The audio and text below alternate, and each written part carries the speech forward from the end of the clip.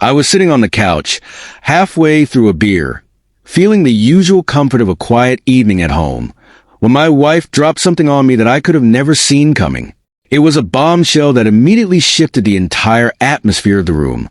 "You need to take a paternity test," she said, her voice flat, her face utterly serious. I blinked, my mind trying to catch up with what she just said. Surely, this was some kind of dark joke, one of those twisted things couples say when they're trying to be playful, right? But there was no laughter from her, no hint of amusement. My stomach dropped as I took in her expression, realizing this was not a joke at all.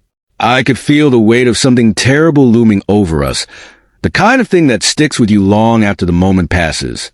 "A paternity test?" I asked, still not fully processing her words. I even laughed weakly, thinking maybe this was some bizarre misunderstanding. But her face didn't change. She wasn't playing. This was real. "For Jazz's baby," she clarified, her voice eerily calm. And suddenly, it hit me like a slap in the face. She was talking about her friend Jazz, the one who had just had a baby. The room spun for a moment as I tried to comprehend the situation. What was she even suggesting? What? Why would you even think that's my kid? I managed to get out, my own voice sounding foreign, shaky with disbelief. I could barely wrap my head around the absurdity of it all. "I've met Jazz maybe 3 times, and always with you." "I don't care," she shot back, her tone clipped, her arms crossing defensively over her chest. It was like she was already gearing up for a fight, bracing herself for something she believed was inevitable. "You need to take the test." I stared at her, dumbfounded. This felt insane. Completely, utterly insane. I've never even been alone with her. I said, my voice rising, "Are you seriously accusing me of sleeping with Jazz?" The accusation hung in the air between us, thick and suffocating. "I'm not accusing you of anything," she responded, her voice cold as ice. There was no emotion there, just a strange detachment. "I just need to be sure." "Sure of what?"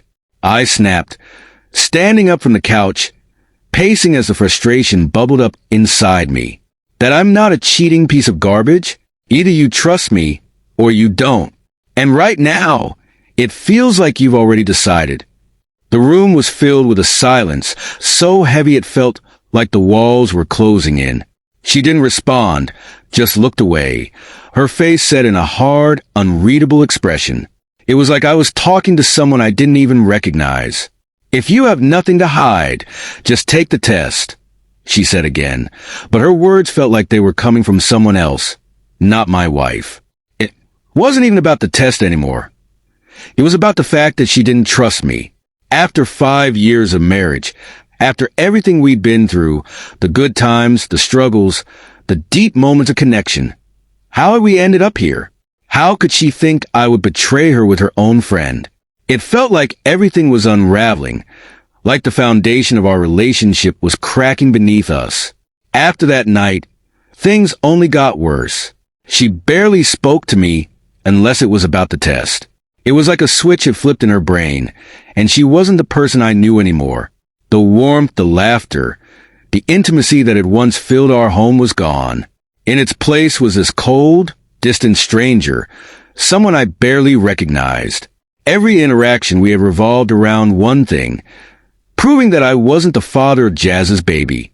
A baby that I knew, without a shadow of a doubt, wasn't mine. The nights were the worst. We'd go to bed, lying side by side, but the silence between us was suffocating. I would stare up at the ceiling, my mind racing, replaying everything over and over again, trying to figure out where this had all come from. What had changed? Why was she so convinced that I was lying to her? Every time I tried to talk to her, to break through the wall she'd put up between us, she would shut me down. I'd catch her staring at me sometimes, like she was studying me, watching for some tell, waiting for me to make a mistake.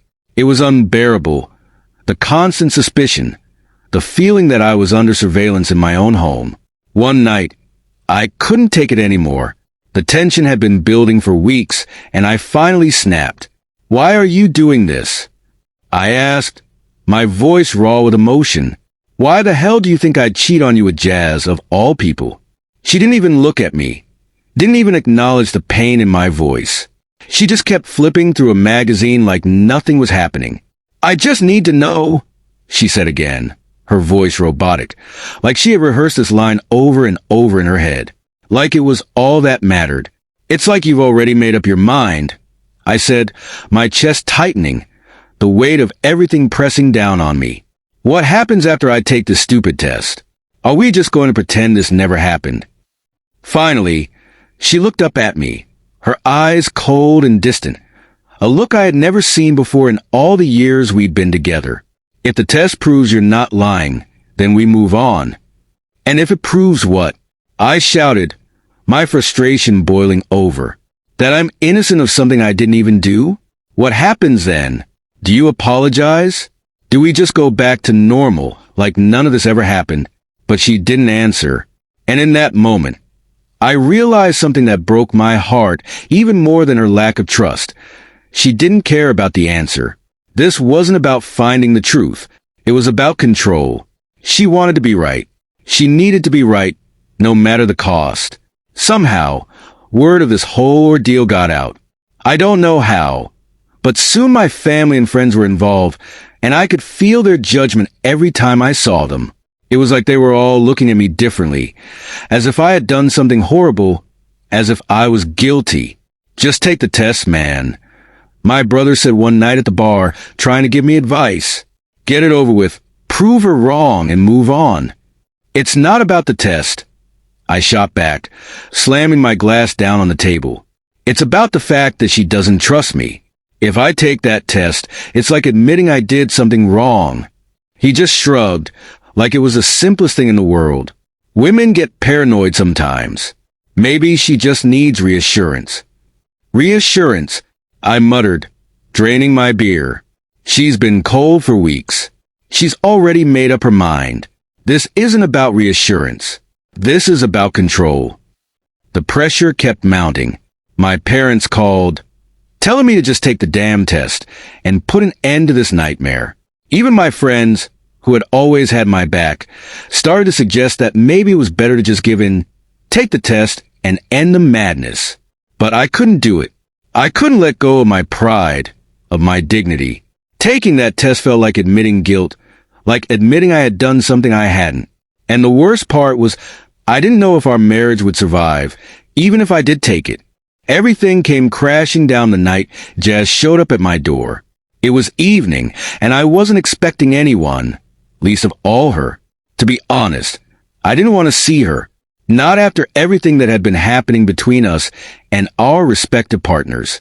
The situation had grown so tense, so convoluted, that the sight of her on my doorstep felt like the final push over the edge. I opened the door and there she was, her face pale, her eyes red and watery. There was a fragile silence between us, the kind that comes when too many things have gone unsaid for too long.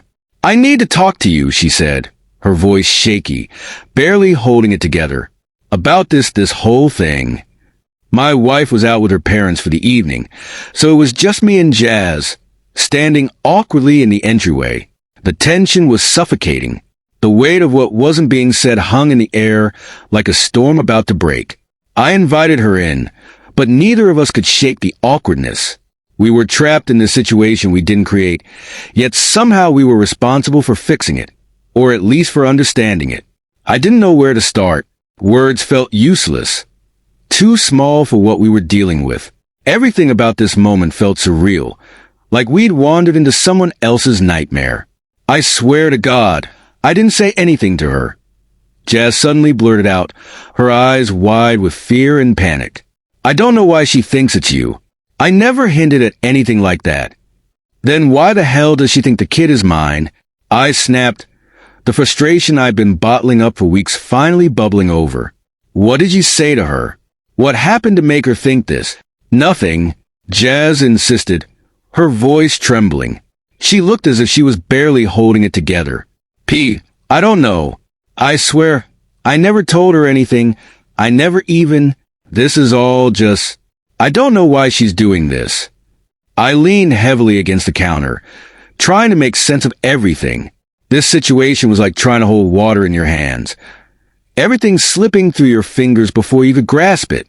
My life was unraveling, and I didn't even know why. You need to talk to her, I said, barely able to control my frustration. Convince her. She's ready to end our marriage over this. Jazz's face softened with despair. She looked like she was on the verge of tears. I'll try, she whispered. But she won't listen to me. She's convinced herself of this crazy idea, and I don't know how to make her stop. A week later, things escalated even further. My wife confronted me with an ultimatum. Either I take the paternity test, or we're done. It was as simple and as devastating as that. I don't want to divorce you, she said, her voice eerily calm.